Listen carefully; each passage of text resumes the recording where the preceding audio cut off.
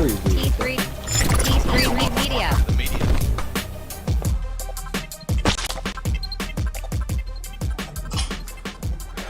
Welcome to another episode of Talking to the Media. It's your home for entertainment, news, and reviews by fans for fans. Remember to like, subscribe, share your thoughts during the show while we monitor comments because we want to hear them. I'm Daniel Dyer, and joining me is Chris Whedon. Well, prepare yourself, guys. Welcome to another episode of Talking Through the Medias. Officially, I'm calling Review News. I don't care if the title sucks. I like it, and that's what it is. So, welcome to another episode, guys. Always stay prepared at all times, as I always say. And, thank you for joining us. And also joining us is Sarah Catherine the Red. Hey, everybody. Thank you, Daniel. You're welcome. You guys got to understand, we threw Daniel under the bus. We were like, me and Sarah, we came to a decision today, and we decided that you Me. are going to do the opening. And Daniel was like, oh, expletive. And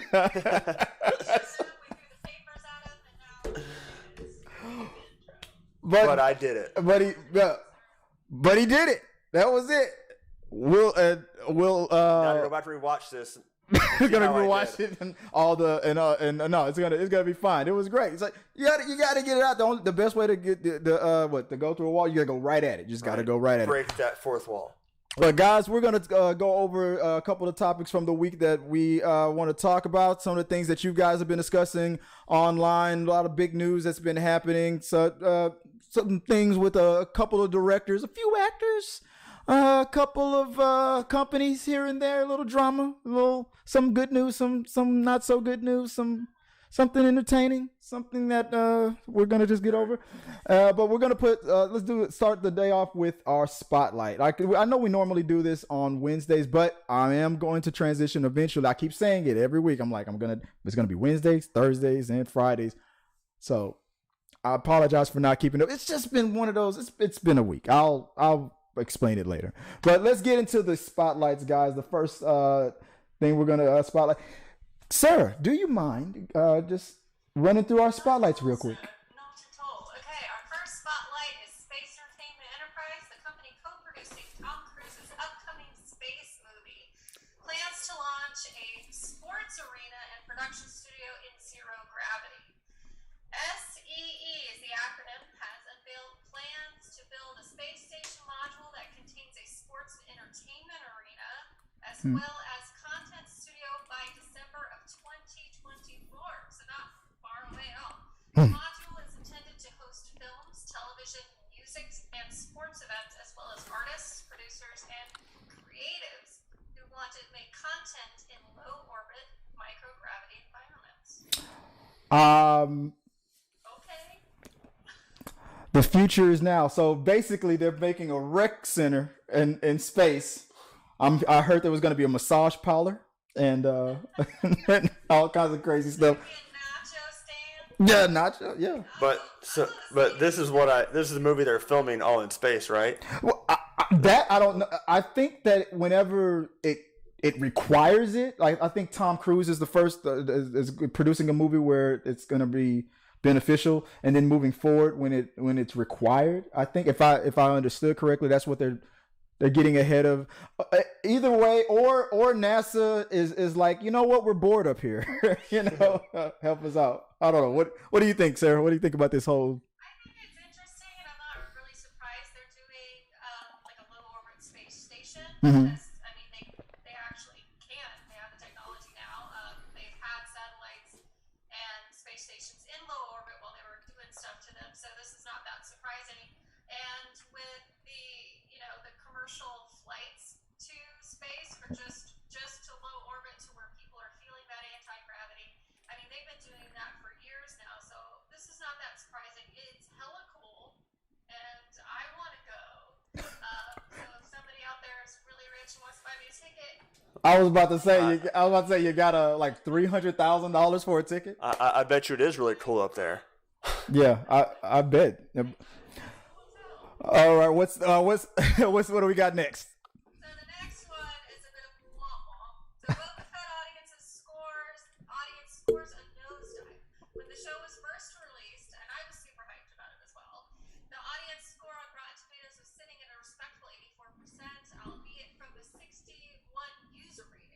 Mm-hmm. It had an average rating of 4.2 out of 5. The audience score has plunged 20 points down to 64% now. It now has an average rating of 3.5 out of 5 from the 1,144 rating. Scott S., one of the users on Rotten Tomatoes, gives the show a 1 out of 5. He writes, "They've completely destroyed this character. Would have been better if they didn't make the show at all." Oh. Ricardo V., also another Rotten Tomatoes user, gives the show a half a star out of 5. He writes, "I can't believe someone was paid to write this." I Can't blame him. have you seen the episode, the latest episode? Seen all of them. I haven't seen episode 4 yet.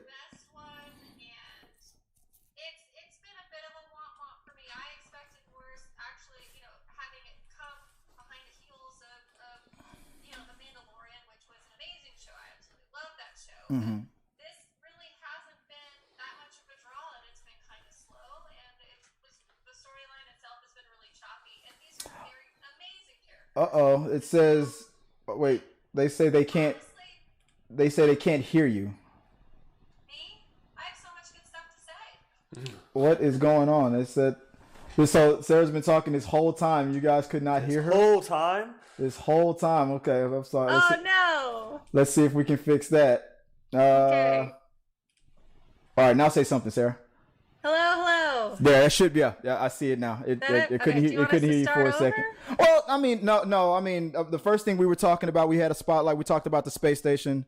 Yeah. I'm pretty sure they couldn't hear. Nobody's gonna buy me a ticket because they couldn't hear me. They beg couldn't hear you some ask for a rich person ticket. to buy We me talked a about the ticket. space station, so they didn't hear you introduce the Yeah. space station, and they didn't hear the rating when you said. Boba. So when the show first released, Boba Fett, the audience score when Rotten Tomato was sitting at 84% and only 61. Now down to 64. And now it's down to 64%. So yeah, the scores have gone down, the ratings have gone down. And Sarah, and you were just saying that you saw the episode, and what were you saying?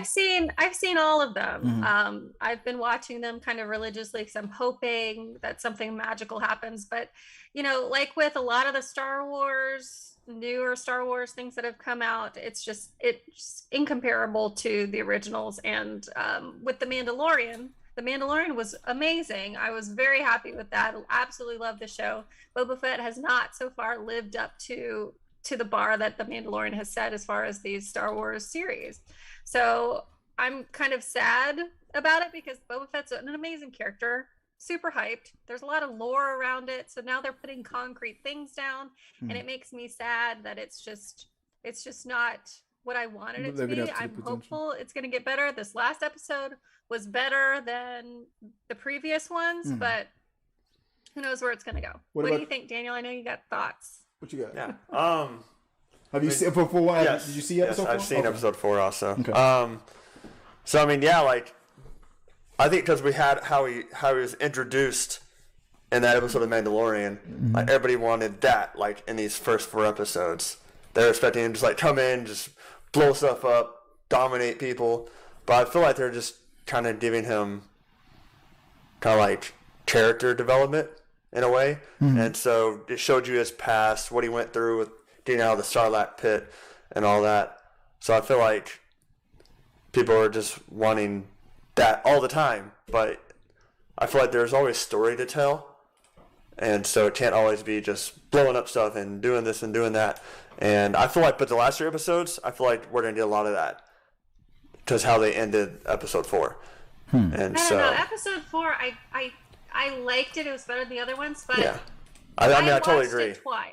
I watched it twice because I'm like, when I first turned it on, I couldn't tell that it was back in time until he ran into, I can't remember what the character's name is. She's the assassin. Finnick.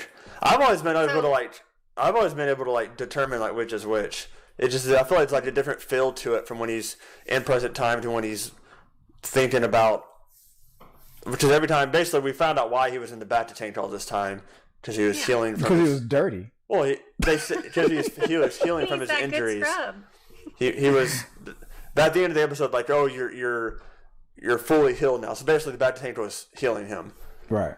And Boba But we knew that because he was in the Starlight. He was inside. Yeah. But it's just they never really like talked about people. Oh, why all the time people ask like why spend so much time in the Bacta tank? It's like him all this time. It's a dirty job being a mob boss. I mean, the first episode we see him breaking out of there.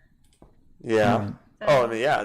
That's why I liked how it started. But I feel like the last 3 episodes are to be like them going to battle with the pipe syndicate now. Okay. And because I thought they were talking about recruiting people to help fight them off because they're wanting to take control of the planet, and everybody said we need our freedom to live here on Tatooine, and so I feel like we're gonna get more vibes from how he appeared in Mandalorian. Well, I have no opinion about it really because I have not watched the episode yet, so I started to watch it.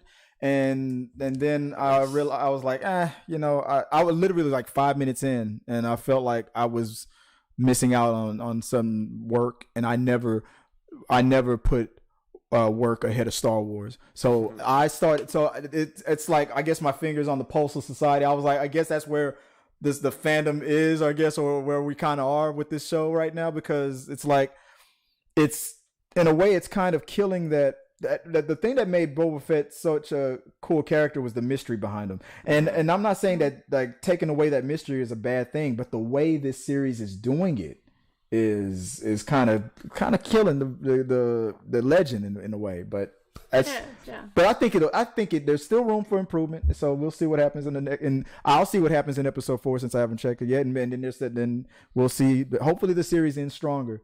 But let us know what you guys think about that. I think we got one more on the spotlight. Yeah, we have one more. So this one is super fun. It's like one of those little Easter eggs that I love to find in shows. So in the Eternals movie, and I'm sorry to say it, if you suffered through that thing, the Eternals movie, there's a fan that caught a Falcon and Winter Soldier Easter egg hidden in the movie. So Marvel Fans United at Marvel's Fans Uni tweeted that we first saw the Global Reparations Council, the GRC, in the Falcon and Winter Soldier. Mm-hmm. We also get a glimpse of it in the Eternals opening scene in the London Piccadilly Circus. So I'm actually looking at the tweet right now. So when they show the Piccadilly Circus, they show the artifacts. So that knife that you saw in the beginning of the movie, they turned gold and they endowed it with all sorts of powers. Right above that, it goes, "Welcome back, we can help," and then it's got that GRC logo and all that stuff on there. So it was pretty cool to see that, and I love seeing those things where they're just those little details where they're tying everything together and they're letting you know the different time periods, and it helps you figure out where these different movies, when they come up, where they are in the timeline, right when things happen, right. And it's just interesting to see, and it just kind of reaffirms their overall direction, their overarching direction with all of this. All I know is that somebody at Marvel Fans United, you got a lot of time in your hand, or you're watching you got the biggest TV in the world, or you're watching those movies in like 50% speed or something, because that's a good catch. I'm going to look for this now. Now, yeah, exactly. Now I got to look for it. Right. And how dare you? That the Eternals is an art. You just don't understand the art. Sarah, what do you mean by suffering through it? Okay, so the only good thing about the Eternals was the second end scene credits. I thought you were going to say the sex scene. Where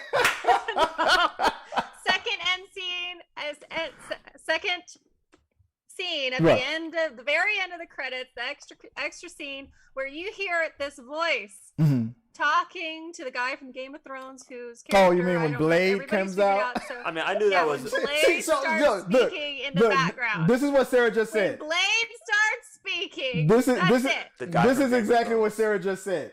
The best part of the movie was when it ended. That's what she just technically just said. Just fast forward. It's the totally whole thing not. To get to the second end credit scene, so you can hear Blade talking, because Blade's coming back, baby.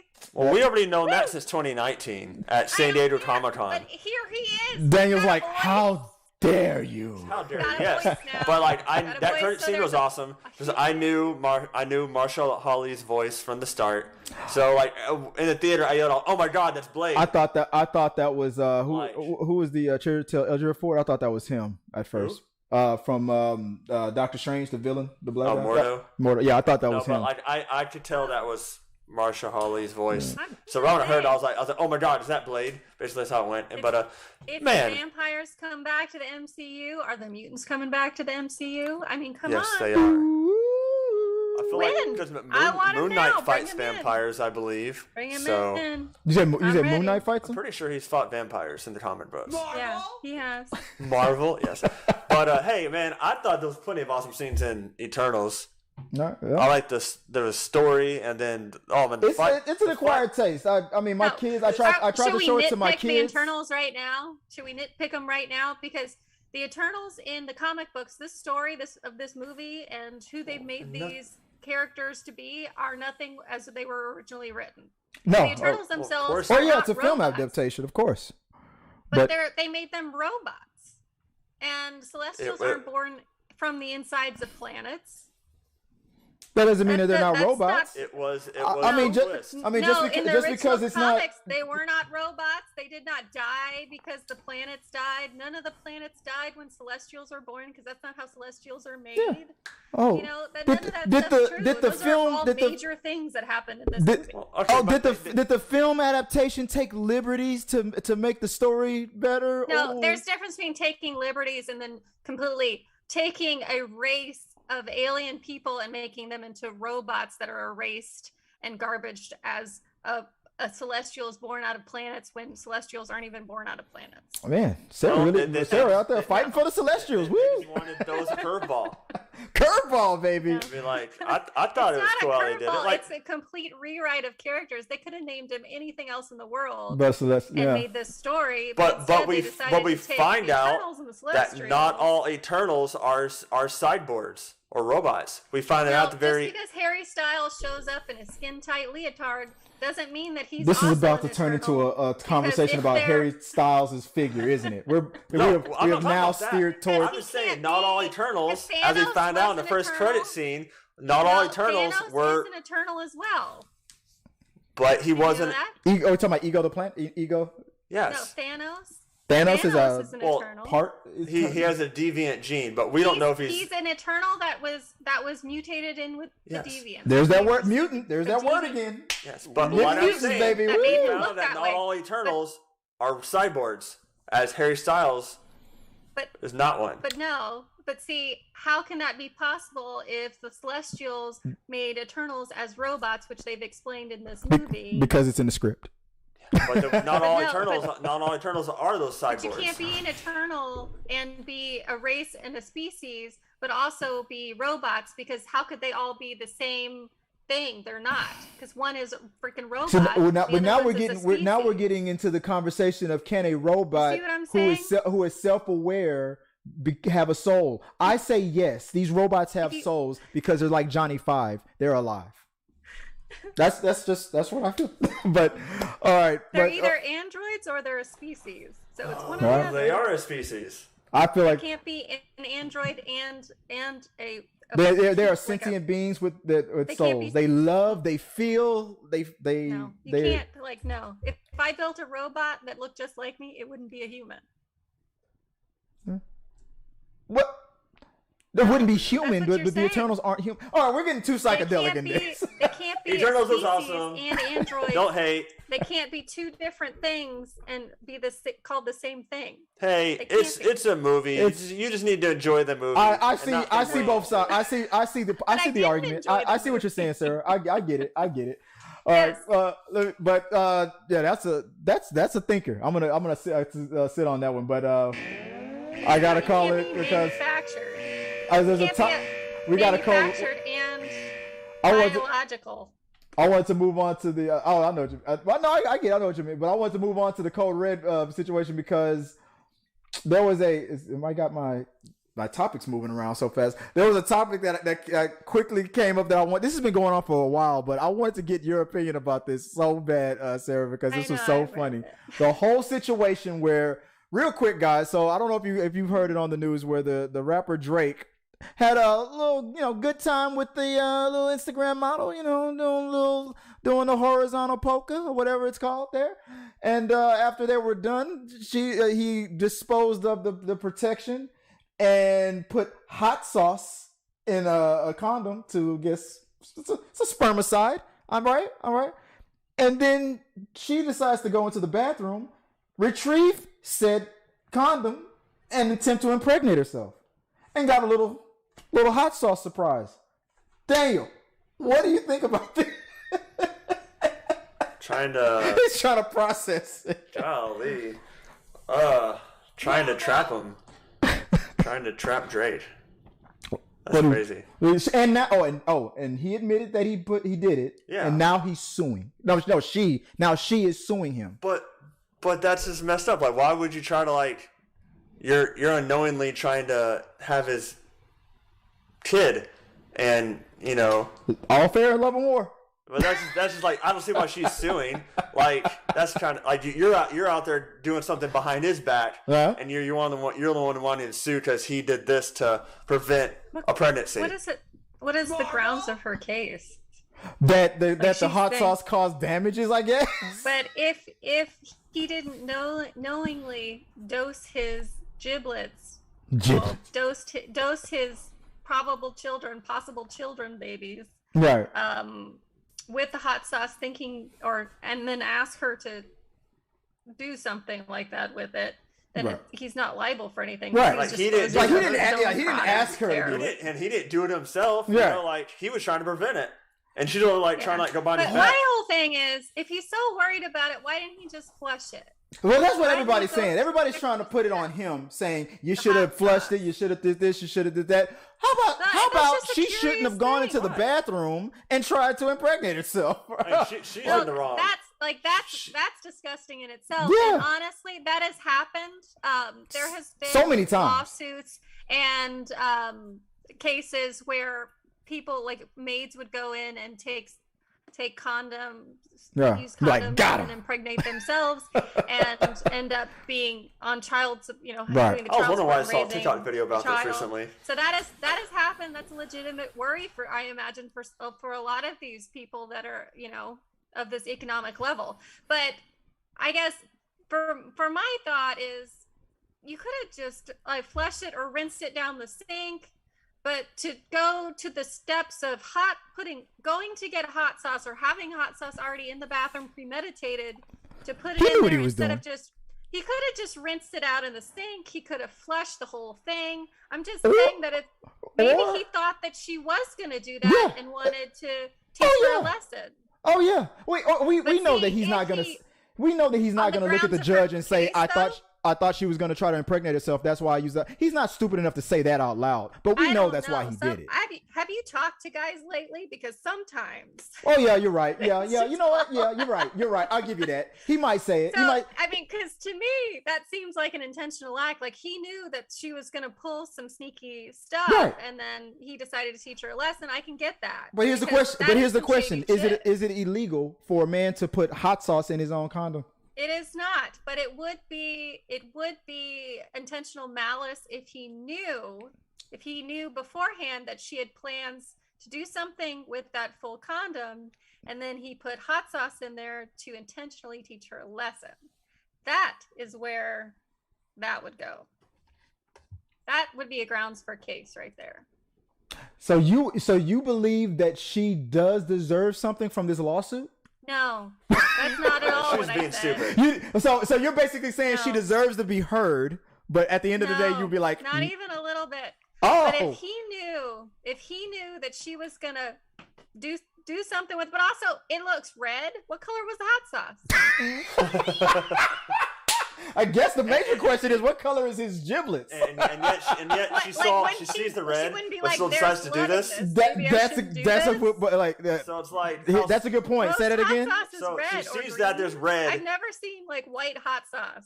No, right. But that's a good point. She sees that there's red in this, condom, and yet she's still like I'm still gonna try to do this. Ooh, this is a spicy smelling sperm. I was like, and you're still gonna decide to do this, even though you see that there's red in it. He's so hot, his sperm is spicy. That's what it is. Hey, now we You hear it? But You heard it here she first, knew what guys. she was doing Rick too. She got knew what some she- She knew what she was doing. She sees that, he put hot sauce in here. Let me do this, and did a claim against him that he tried to do this to me intentionally. Like, what? I could just see him sitting in front of the judge trying to look all innocent. I put hot sauce in my condoms all the time because it's environmentally safe, Your Honor. The whole thing is strange. It's the entire spectrum of this is strange. You know what else is strange? Because Going into some trash looking for babies. It's like, I want to get pregnant this way. Oh, but there's hot sauce in here. You gonna I'm call still it gonna that? try it. Oh my God! Like, I'm could you still imagine? gonna this try it when there's happens. hot sauce. I can see there's hot sauce in And this. what do you tell that kid when he or she asks where did I come from? What do you say? What do I you don't know. say? I guess you can talk to Arnold Schwarzenegger's son, although that was a legitimate conception. Trash Yeah, baby. that- was- I imagine. So at you're- some point you're a they have trash the baby. conversation. They have the conversation. Yeah, you gotta have the conversation. So it's in the media. If it's a celebrity or a politician or something, it's in the media somewhere of how that happened. Oh yeah. But men of means, or even women of means, at a certain income level, there's going to be people that are going to try to prey on that. And here's a situation where this woman tried to do that, and that's sad. But also, hot sauce. He's got hot sauce in the bathroom. Where did he do it? Did she see Probably him had do it stashed on his person. Probably, yeah. He probably already had it in the medicine Got a cabinet. packet of hot. How could he have it on his person? Did he like have sex with her, leave the condom on, put his pants on so he could put the hot sauce in the pocket, and then go to the bathroom? Like, how did this go down? Maybe it's one of those small little packets of hot sauce. Drake works in mysterious ways. I can't judge him. He is very spicy. Just a crazy story All overall. right, let's move on to. All right, let's get on to the main topic, guys. Maybe he eats so much hot sauce, it's spicy. He is hot right now. He likes to I don't know. he keeps it on the side for his food. Change things as well. If you like it, I love it. Let us know what you guys think about that. That's it's a funny story. This conversation, though. It's a burning conversation. Before we move on to the main topic, I forgot to mention, guys, if you want to check out Talking Through the Medias, if you catch us after the show, or if you don't have time to watch us on YouTube, we do have a podcast that you can check us out on. So go to Talking Through the Medias, go look up your favorite podcast, go to Spotify, SoundCloud, go to Apple, Google Podcasts now. Yeah, that's very up to date. Go check that out, and you can listen to Talking Through the Medias anytime. So subscribe to that, and let us know what you think about the podcast there. Also, if you have any questions, comments, concerns, also remember to put it in the box. Send us those thoughts. Become a member, become a patron. Send us super chats if you want us to read them throughout the show, or streamlabs.com/T3Media/tips, and let us know what you guys think at all time. Well, that would be greatly appreciated. So let's get into the main topics of the week before we call it, because it's getting late. Really quick, what is the that's not the main topic. What is the main topic right there? See, there we go again. Right there. I'm already messing up the lower third there. I had the main topics all set up, and I blew it. Let me see if I can fix it. I can fix this. Let me see if I can fix it. There we go. All right. So the first main topic of the week was from page 6. Jamie Spears, the Jamie Spears versus Britney thing is it's just getting out of hand. Jamie Lynn Spears slammed sister Britney Spears for claiming to take the high road after the singer issued a cease and desist letter. Jamie Lynn Spears changed the title of her upcoming memoir after facing backlash this summer for planning to use one of her sister Britney Spears' most famous lyrics. Britney claimed on Instagram that she should have slapped Jamie Lynn and their mother right across the face, which is crazy. The title eventually was changed, and despite Britney's attempts to stall the book was released, and Jamie Lynn's book came out this past the 18th of January as scheduled. It is out right now, and I don't know about you guys, but I can't wait to buy this book. I am lying, of course. I will not contribute to any of this nonsense. Guys, what do you guys think? Who wants to start this one off? What do you guys think about the whole Brittany Jamie Lynn drama.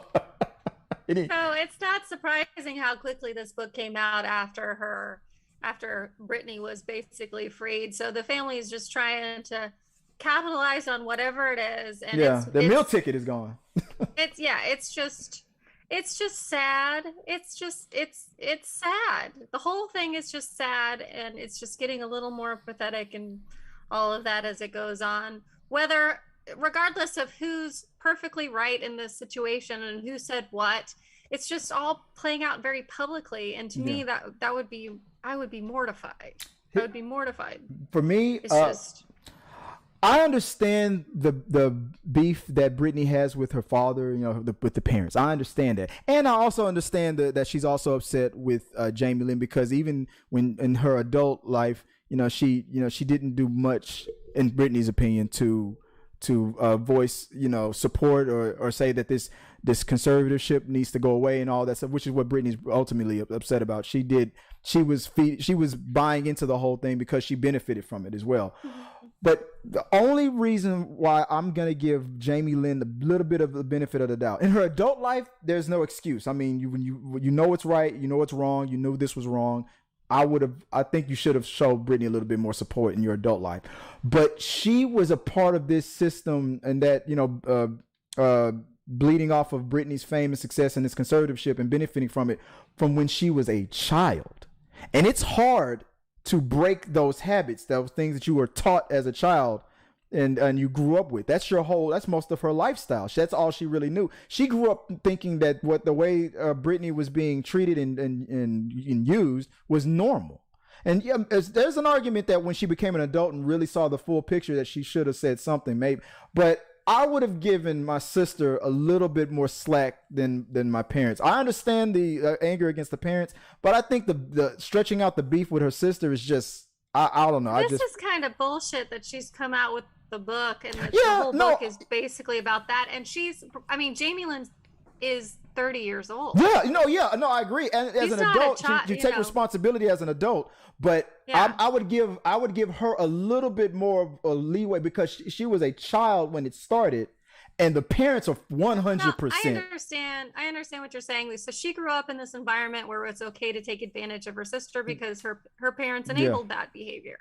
So I got that. Yeah, I got that. But she's also taking advantage, and the conservatorship bought her houses and paid for her stuff, and her husband was on the payroll and all that stuff. So it's a family drama a family of using her. Yeah, a system of usury. And from what we know, we only know what's been published, what's out there. We don't know what it's like inside, behind closed doors or anything like that. So we can only make comments on the facade and how it seems and how the information is presented. But this is just a mess. For all we know, it keeps looking like a hot mess. You're right, but for all we know, Jamie could be the worst one. But if she wants to come out looking getting on the other side of this, I think if she starts trying and reaching out to Brittany and really doing some honest attempts, I think she has a better chance. With a tell-all book about it, probably would. That probably wasn't the best start. What do you think? Yeah. Daniel's like, we're not talking about Marvel anymore. I don't care about any of this. It's just, as I see it, rich people drama. Like, what else is new? It's always out. It's always something. Some rich person is saying something like "boo-hoo," wiping their face with money. It feels like Jamie and Brittany are gonna get a reality show from this eventually, right? It's really they might post a picture. It might.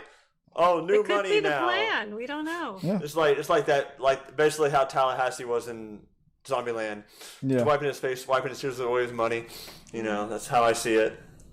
Boo-hoo! I got problems as I wipe my face with money. Yeah, that's true. But Sarah, I agree. The best thing I know she's got to try to find a new way to make some extra money. But maybe this book wasn't the best thing to start with. Yeah. No. Sing a song, Jamie. Damn it. She was a musician. Well, she had Sorry, take it back. She had a music career. Kinda. Wasn't she the one that had that debacle on Saturday Night Live on the stage when No, that's Ashley Simpson's sister. Okay. Oh, that's right. I keep forgetting about it. I know. You keep going Potato, back. You keep potato. throwing that one in there. I I don't can't know. remember what her name is. Let us know what you guys think about that whole thing. If you guys have an opinion, share it. Put it in the box below. The Spears sisters is pick a side. It's like Xbox and PlayStation. Pick a side. It's Marvel and DC. It's the Kardashians and the Jenners. Right. Yeah. Whenever these really rich families go at it like this publicly, it's just like watching a trailer trash fight to me. Trailer trash fight, which is where it is. You're Like, on it's the like spot. You're on the money with. You're Jerry really on the Springer. money with that because I heard that's the lifestyle where it kind of came from. It was according to Brittany, as that was the humble beginnings, I guess. But hey, you can take them out the trailer park, but you can't take that out of them. Well, let us know what you guys think. Let's move on to the next main topic. If I can get the topics working here, if I can, I know it's been kind of. My topics have been messing up. Dang it. Let me see if I can fix it. Oh, that technology. That damn technology is messing me up again. There we go. Moving on to the next topic. And the second topic.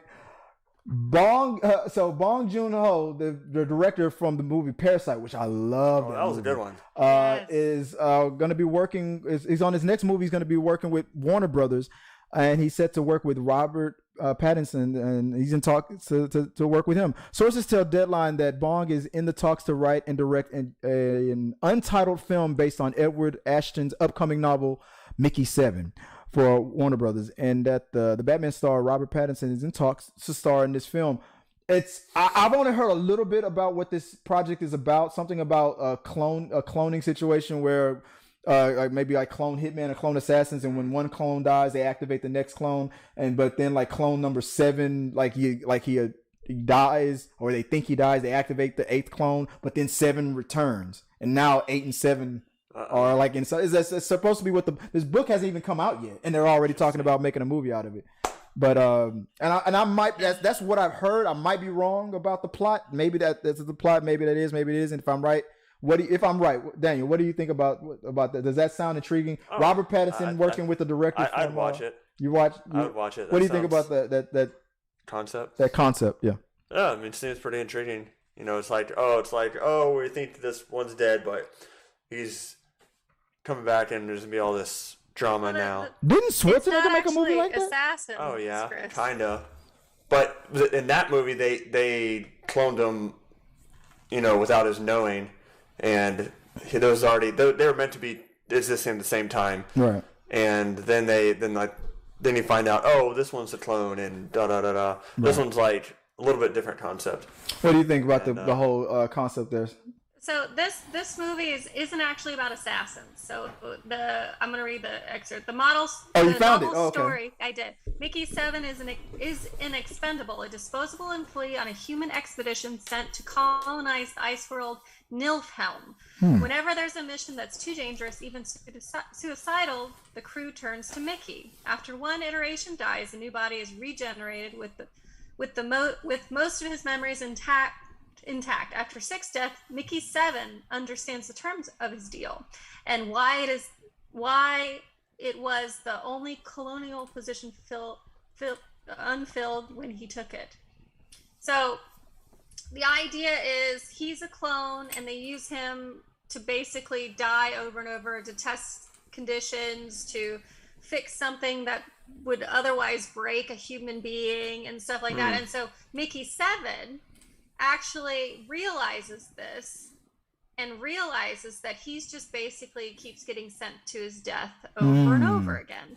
And that's where the story comes from. That's where the story really starts, with the 7th iteration of this clone Mickey. So I made up that thing about assassins or something, or hitmen. So that's actually a different movie altogether. Oh, okay, my bad. Okay, it is a real movie. It's a different reality. Thanks, I appreciate it. Yeah, no, that sounds like a good. Hey, you had me at director of Parasite. Right. And this is exciting stuff. I'll watch it. I generally don't like Robert Pattinson. Like, he's been in some good stuff. So I'm excited to see him in this, especially because he's gonna die at least 6 times. That's great. I'm just kidding. Cold. I had to do it. I love this movie because we get to see Robert Pattinson bite it at least 6 Is it times. because he went from never kidding. dying to now dying 6 times? Is that what it is? Damn. Oh yeah.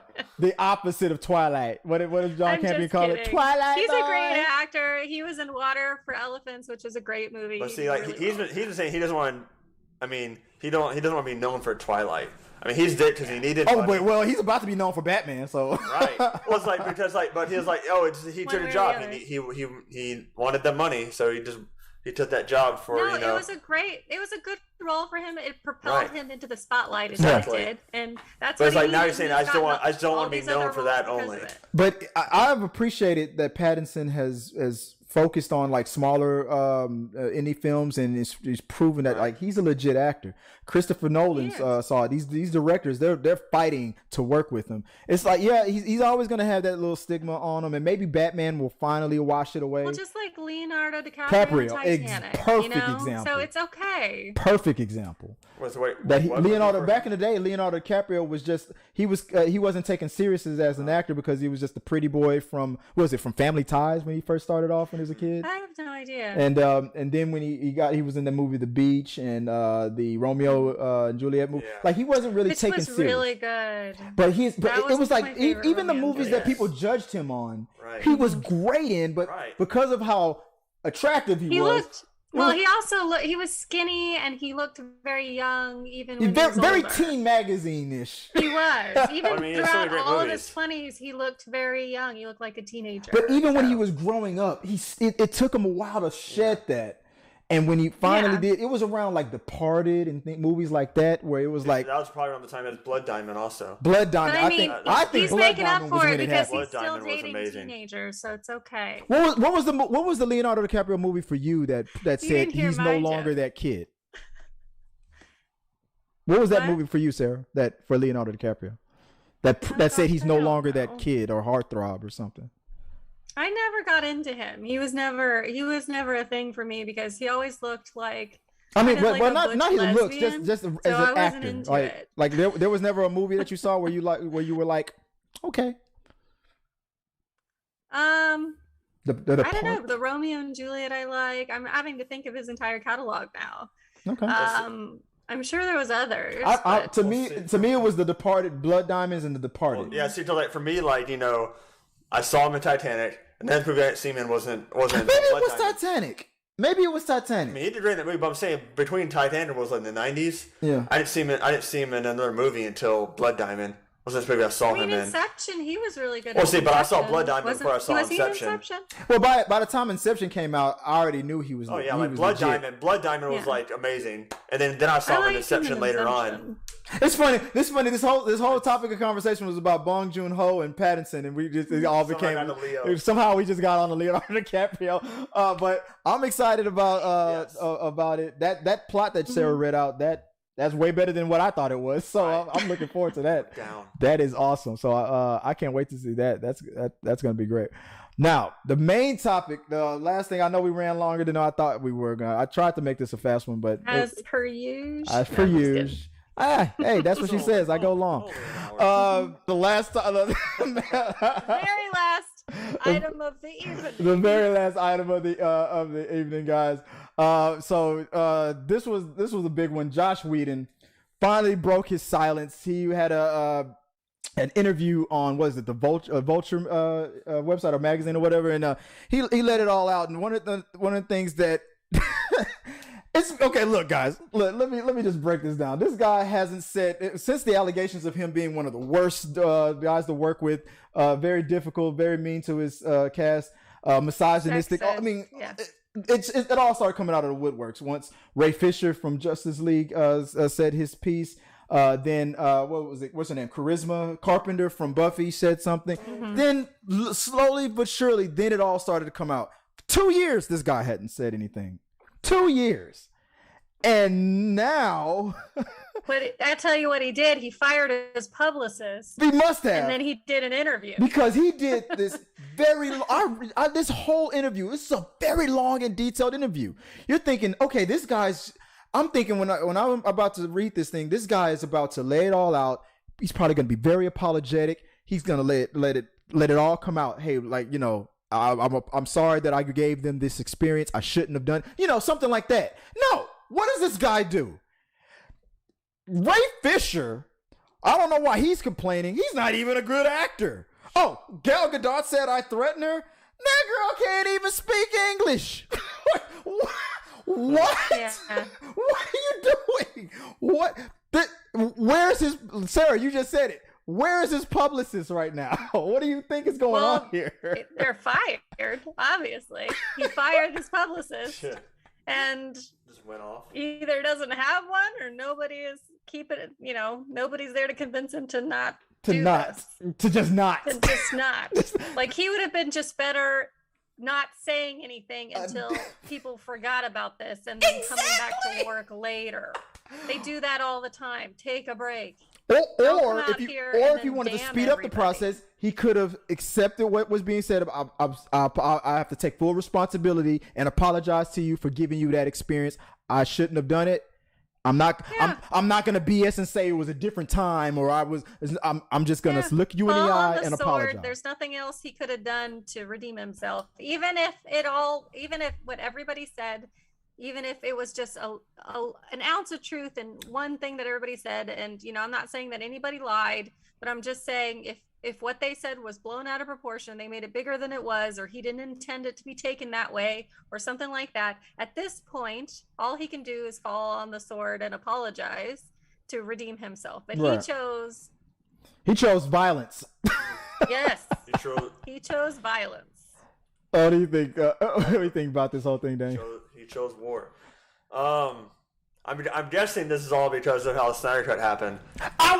Damn it! You took it from me. I was just about to say that the guy saw the Snyder Cut and lost his damn mind. He's like, of course, it was hard for him to take that place anyways. They should never I feel like they shouldn't have done that to him in the first place. Have him take over the movie, and everybody wanted to see Zack Snyder's vision. But now we're doing. You really couldn't blame Warner Brothers because Josh Whedon just knocked out the first two Avengers movies, and they wanted to see if they could bring that magic to the DCU. But you're right. The way they did Zack was kind of dirty.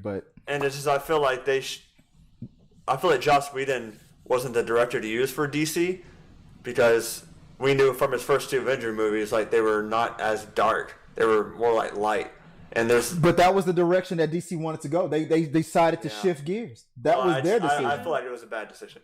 Well, in hindsight, but if it would have worked. Oh yeah, but I just feel like DC isn't like how Marvel should be. I agree. DC should have stayed the course and stayed on their path, and because Marvel was, but it's hard. They were being reactionary. Marvel is crushing it. They just knocked out this Guardians of the Galaxy movie, and it was very lighthearted and stuff. Maybe we're being too dark. They announced that they were going to be dark and realistic and whatnot, and from the very beginning, I personally would have stayed that course, but Disney's Marvel's on the other side making billions, and Warner Brothers is like, I want to make that money too. The problem with that is. They shouldn't have ever tried to play catch up. That's what the problem is. You released Man of Steel, and then you did. Oh, let's do a team up movie. We're just trying to They were trying to catch. You should have just built your universe how the MCU did. But they're just now learning that lesson. They don't want to do that. Yeah, they don't want to. They didn't want to. Then it backfired. Now they're learning their lesson. But now you see you just had an excellent movie, the Snyder Cut version of Justice League, that all your fans loved.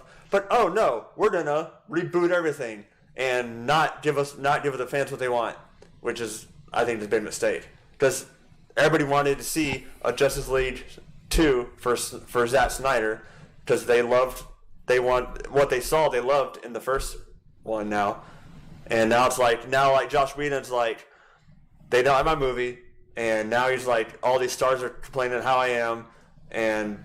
It's just, I feel like Josh Whedon should have put in that spot in the first place because the fans wanted Zack Snyder's Justice League from the start, and they got Josh Whedon's version, and nobody wanted that from the first place, and so I feel like they shouldn't have done that to Whedon at all. That's true. And so I understand why he's frustrated, but it's really Warner Brothers' fault. Oh yeah. In my opinion. It was just Warner Brothers keeps screwing up, and. They need to fix this. Aside from all that, what the complaint is that he's being threatening and awful. Well, then, you shouldn't do that, though. Yeah. Yeah. So regardless of his actual work, don't be an asshole. Exactly. Buffy, right here on people.com, Buffy alum, Charisma Carpenter, Michelle, is it Trachtenberg and Amber Benson have since accused Whedon, 57, of abusive behavior on the set. At the time, Geller said that she doesn't want to be forever associated with the name Josh Whedon, despite her love for the show. She goes, I stand with all the survivors of abuse and am proud of them for speaking out. She wrote, that was, I mean, the tip of the iceberg. I mean, this interview, if this was supposed to be Josh Whedon's redemption story, we were just talking about Guardians of the Galaxy, Marvel for a second ago. Look, James Gunn is the perfect example of this. He said he used to say some crazy crap on Twitter back in the day, and he got into this little back and forth with this politician. Politician called him out for his tweets from back in the day. It eventually got him fired from Disney. Warner Brothers scooped them up. That's another example of it. Warner Brothers took a Marvel guy and made a movie with him, and then but the difference between James Gunn and Josh Whedon is that James Gunn, by the time that he got quote unquote canceled, he had since stopped doing those crazy tweets that he used to be doing when Twitter was young, and he since addressed it. He apologized for it and said, I don't know what the heck I was doing back then. I was an adult. That was stupid, and I haven't done those stupid tweets in years. And I mean, that's all you have to do. We've all done dumb stuff when we were younger. His current actions were proving that he had moved past that. Josh Whedon obviously hasn't gotten there yet, because 3 days ago his response is, that girl can't even speak English. I'll go out and publicly attack everybody. Ray Fisher, that guy from Broadway, he can't even act. What? Yeah, I feel like he didn't respond well. Not at all. No, he fired his publicist and then just went out and took the first this interview wasn't very professional at all. Came to him. He's like, hey, this is Josh. What do you think, Josh? What should I do? Oh, I think you should take the high ground and be humble. I think he shouldn't take an interview at all. So what you're saying is I should take the interview and I should bash my accusers. Don't do it. Don't do it. All I heard was do it. Fired. Got it. Brilliant. This'll work. Ray Fisher on the same website. Ray Fisher says Josh Whedon had 2 years to get his story straight after the director denied misconduct. Ray Fisher is speaking out following the publicity of Josh Whedon's New York Magazine article in which he denied allegations of misconduct. Ray Fisher was out there for a long time by himself with these accusations, and it finally, and then when the floodgates started opening up, then it really he definitely started it all. I remember hearing about it. I bet that had Josh Whedon's ego really going up when Ray was by himself with this, and it just made him look like a bitter actor who just got his scenes cut. Mm-hmm. But then when it proved to be mostly these accusations aren't just one accusation, there's multiple. Yeah. Ray Fisher owe Ray Fisher that Cyborg movie, if you ask me. That's just me. I just feel like Warner Brothers just needs to step up their game. Stop trying to copy and catch up and just take your time. Well, that's what Flash is going to do. Flash is going to reboot this whole thing, and Josh Whedon is getting erased from the Flashpoint will fix the whole thing. But it's also erasing the better parts of... You can't win them all. Yeah. It is what it is. It's erasing all their good movies too. So guys, let us know what you guys think. Tell us what you think about all the topics that we talked about. I know we turned this way. We hadn't done an hour show in a while. I've been slowly but surely getting it back down to 30 minutes, but we went back to an hour. Woo! We're back, baby. We weren't here yesterday, so I had to do an hour show. Catch up. I had three. I had some We Got Your Mail, so I don't know if I'm keeping you longer than what you needed to be. I know you got things to do. You got to get to the other show, so we'll call it. I'll do that later this weekend, guys. Thank you for watching this episode of Talking to the Medias. We're gonna check out now. We've got things to do. I got stuff that got to clean up. I got a cat to feed. I think he's still alive. If you want to see Daniel, if people want to find you online, where can the people out there find you? All right, so the cosplayer of the week, by the way. Yay! I finally made it. Void where prohibited. So Instagram, you can find me at Dire Situation 10 or Dire Cosplay. So I got 2 accounts. And the one and the only Sarah Catherine the Red. I mean, nobody can keep her down. We thought there was a scare, but it turns out that she was just immortal. So I'm glad that you're doing better, and I'm glad you're feeling well. And where can people find you online? So I'm Instagram, Sarah Catherine the Red, YouTube, Sarah Catherine the Red. And those are my 2 main things that I've been doing. So I've got other socials, but I don't look at those. So if you want to talk to me, Instagram.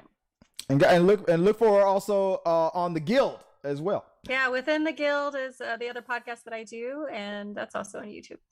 And guys, if you want to find me, you can find me. You can either at Chris W. Fagan or at T3 Medias. I'm monitoring all that other stuff whenever I'm not getting bullied and condescended to by Sarah with her mean text messages. She's she makes me cry using just her words. So you guys pray for me, guys out there. Appreciate you guys for watching another episode of Talking Through the Medias, the review news that we do here. Thank you guys. Talking Through the Medias is brought to you in front of a live studio audience of guys who know not to fire their publicists. Exactly. So till next time, guys.